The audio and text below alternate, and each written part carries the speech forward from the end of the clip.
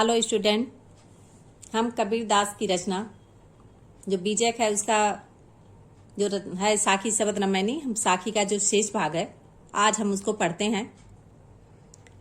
पंखी उड़ाड़ी गगन को अप्यंड रहा परदेश, पाड़ी पिया चंच बिन भूल गया यह देश। इसमें जो है यह मत व्यक्त किया गया है कि जो ब्रह्मानंद है उसकी प्राप्ति हो जाने पर जीवात्मा पुनः सांसारिक सुख भोग में आसक्त नहीं रहती है। जब उसे ब्रह्म आनंद की प्राप्ति हो जाती है, सांसारिक जो सुख है भोग है उसमें आसक्त नहीं रहती है, उसमें लिप्त नहीं रहती है।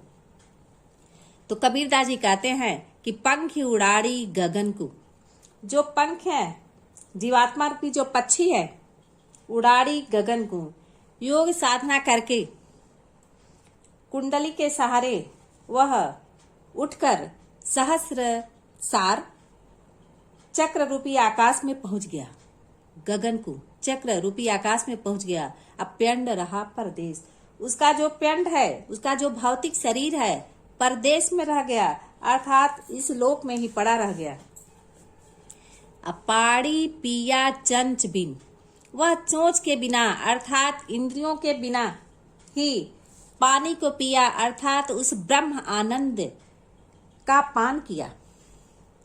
अब भूल गया यह देश, और जो लौकिक स्थूल साधन है, जो भौतिक संसार के सुख हैं, वह उसको भूल गया। फिर से देख लीजिए, पंख उड़ाड़ी गगन को। इसमें कबीरदास जी कहते हैं जो जीवात्मा रूपी पक्षी है योग साधना करके कुंडली के सहारे उठकर सहस्र सार चक्र रूपी आकाश में पहुंच गया। अब पिंड रहा परदेश, उसका जो भौतिक शरीर है इस लोक में ही पड़ा रह गया। अब पाड़ी पिया चंच बिन, वह चोंच के बिना अर्थात इंद्रियों के बिना ही पानी पिया, अर्थात उस ब्रह्म आनंद का पान किया। अब भूल गया यह देश, वह इस संसार को भूल गया, अर्थात कहने का तात्पर्य है कि जब वह ब्रह्म आनंद का पान कर लिया, जो अलौकिक अनुभूत है, लौकिक स्थूल साधनों से जो प्राप्त नहीं की जा सकती है, उस ब्रह्म सुख का अनुभव करके जो जीवात्मा है इस भौतिक संसार के भ्रामक सुखों को क्या हो गया, पूर्णतः भूल गया। आगे हम देखते हैं, पिंजर प्रेम प्रकाशिया अंतर भया उजास। कबीरदास जी कहते हैं, इसमें कहना चाहते हैं कि जो जीव है, जीव के अंदर ईश्वर का सच्चा प्रेम उत्पन्न हो जाता है तो उसकी जो वाणी है रस सिक्त हो जाती है, रस सिक्त हो उठती है, अमृत के समान हो उठती है। देखिए, पिंजर प्रेम प्रकाशिया, इसमें जो पिंजर है जीव के अंदर जो आत्मा है, परमात्मा का जो प्रेम है जब प्रकट हुआ तो अंतर भया उजास, उसका हृदय आलोकित हो उठा। जीव के अंदर जब परमात्मा का प्रेम प्रकट हुआ तो उसकी जो अंतरात्मा है, उसका जो हृदय है आलोकित हो उठा, उजास आलोकित हो उठा। अब मुख कस्तूरी महमही, उसके मुख में राम नाम की कस्तूरी महक उठी। बाड़ी फूटी बास, और बाड़ी से प्रभु प्रेम की सुगंध फूट पड़ी। अर्थात कहने का तात्पर्य है हृदय में जो स्थित काम क्रोध आदि जो विकार हैं, राग द्वेष रूपी मैल जब नष्ट हो जाते हैं तो हृदय पूर्णतः स्वच्छ हो गया, प्रकाशित हो उठा। आगे देखते हैं, नैना अंतरि आव तू ज्यों हूं नैन झपेऊ, ना हूं देखूं और कूं ना तुझ देखन देऊ। इसमें कबीरदास जी इस साखी में आत्मा और परमात्मा के प्रति अपने अनन्य प्रेम एकाधिकार की कामना की भावना को उन्होंने प्रकट किया है। इसमें कबीरदास जी कहते हैं कि नैना अंतर आव तू। कहते हैं कि जो जीवात्मा है वह कहती है कि हे प्रियतम, प्रियतम रूपी परमात्मा, मैं जैसे ही अपने आंखों को बंद करूं, अपने नेत्रों को बंद करूं, तुम ज्यों नैन झपेव, जैसे ही मैं अपने आंखों को बंद करूं, नैना अंतर्याव तुम उनके अंदर आ बिराजो। नाहो देखो और को, जिससे न तो मैं किसी और को देखूं और ना तुझ देखन दें, और न तो मैं ही किसी और को देखूं और न तुम्हें दूसरे को देखने दूं। अर्थात केवल मैं और तुम ही एक दूसरे को देखते रहें, किसी अन्य का वहां प्रवेश न हो। आगे देखते हैं।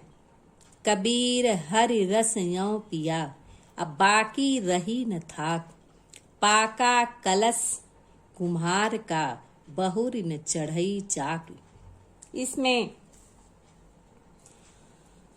कबीर दास ने जो सांसारिक आवागमन है, जो सांसारिक आवागमन का चक्र है, वह जीवात्मा को थका देता है। ईश्वर की भक्ति का आनंद ही उस थकान को दूर करने में सक्षम होता है। इस साखी में कबीरदास जी ने यही बताया है कि कबीर हरि रस यों पिया। कबीरदास जी कहते हैं कि मैंने प्रभु प्रेम रस का पान इस प्रकार कर लिया है, प्रभु प्रेम का रस इस प्रकार जो है पेट भरकर पी लिया है कि बाकी रही न थाक। जो सांसारिक आवागमन की जो थकान है वह क्या हो गई, जाती रही, मिट गई। पाका कलश कुम्हार का, जिस प्रकार जो है कुम्हार का जो घड़ा है जब पक जाता है, आमे में पक जाता है, तो बहुरी न चढ़ी चाक, वह दोबारा चाक पर नहीं चढ़ता है। अर्थात जो जन्म मरण का चक्कर है जब समाप्त हो जाता है, उसी प्रकार जब प्रभु का सच्चा प्रेम प्राप्त होने के बाद भक्त इस संसार के चक्र में नहीं पड़ता है, अर्थात उसे क्या होता है, मोक्ष की प्राप्ति हो जाती है। बहुरी न चढ़ी चाक, दोबारा चाक पर नहीं चढ़ता, अर्थात उसी प्रकार जीवात्मा को मोक्ष की प्राप्ति हो जाती है। आगे हम देखते हैं। हेरत हेरत हे सखी, रहया कबीर हेराय, अब बूंद समानी समद में, सोकत हेरी जाए। इसमें हेरत हेरत, कबीरदास जी कहते कि हेरत हेरत, इन्होंने बताया है कि जो आत्मा के परमात्मा में लय हो जाने का इन्होंने इस साखी में वर्णन किया है। कहते हैं कि हेरत हेरत हे सखी, खोजते खोजते ढूंढते ढूंढते हे सखी, रहया कबीर हेराय। कबीर दास क्या हो गया, हेरा गया, खो गया। अब बूंद समानी समद में, उसी प्रकार जैसे समुद्र में एक बूंद क्या हो जाती है, समा जाती है, मिल जाती है, सोकत हेरी जाए, उसे खोजा नहीं जा सकता है। कहने का तात्पर्य है, इसमें कवि कहता है कि जो जीवात्मा है अपनी सखी से कहती है कि हे सखी, उस परमात्मा को खोजते खोजते मैं स्वयं उसमें लीन हो गई, जैसे मेरा अस्तित्व ही समाप्त हो गया। यह वैसा ही है जैसे समुद्र में एक बूंद समाकर समुद्रमय हो जाती है, उसमें लीन हो जाती है। इसके बाद उसको बूंद के रूप में अलग नहीं खोजा जा सकता है, सोकत हेरी जाए, उसे ढूंढा नहीं जा सकता है। उसी प्रकार जो जीवात्मा है परमात्मा में जब लीन हो जाती है तो दोनों में कोई अंतर नहीं रहता है, दोनों एकाकार हो जाते हैं। आगे हम देखते हैं। कबीर यहु घर प्रेम का, खाला का घर नाय, शीश उतारे हाथ करी, सो बैठे घर माय। इस साखी में प्रेम के मार्ग की दुर्गमता का वर्णन करते हुए इसमें कबीरदास जी ने कहा है इस पर वही साधक चल सकता है जो अपनी जान हथेली पर रखे। कहते हैं कि कबीर यह घर प्रेम का, यह घर इसका है, प्रेम का घर है, खाला का घर ना है, यह खाला का मौसी का घर नहीं है, अर्थात सगे संबंधी का घर नहीं है। शीश उतारे हाथ कर। तुम शीश को अर्थात इसमें प्रवेश पाने के लिए व्यक्ति को अपना सिर काटकर हथेली पर रखना पड़ता है। अर्थात कहने का तात्पर्य है कि जो साधक है अपने अहम भाव को पूर्णतः मिटा देता है, तभी वह परमात्मा के प्रेम का अधिकारी बनता है। फिर से हम देखते हैं, कबीर यह घर प्रेम का, खाला का घर ना। इसमें कबीरदास ने प्रेम के मार्ग की दुर्गमता का वर्णन किया है कि इस पर वही साधक चल सकता है जो अपनी जान को हथेली पर रख ले, अर्थात अपने अहंकार को नष्ट कर ले, अहंकार से मुक्त हो ले। कबीर यह घर प्रेम का, कबीरदास जी कहते हैं कि यह घर प्रेम का घर है, मौसी का घर नहीं है। जब आओ और जब मन कर तभी चले जाओ, अर्थात अपने सगे संबंधी का घर नहीं है। शीश उतारे हाथ कर, अपने सिर को उतार कर हाथ में रख लो, अर्थात साधक जब अपने अहं भाव को पूर्णतः मिटा देता है, सो बैठे घर मां, तभी वह परमात्मा के प्रेम का अधिकारी बनता है। अपने अहंकार को नष्ट करने पर ही वह परमात्मा के प्रेम को प्राप्त कर सकता है।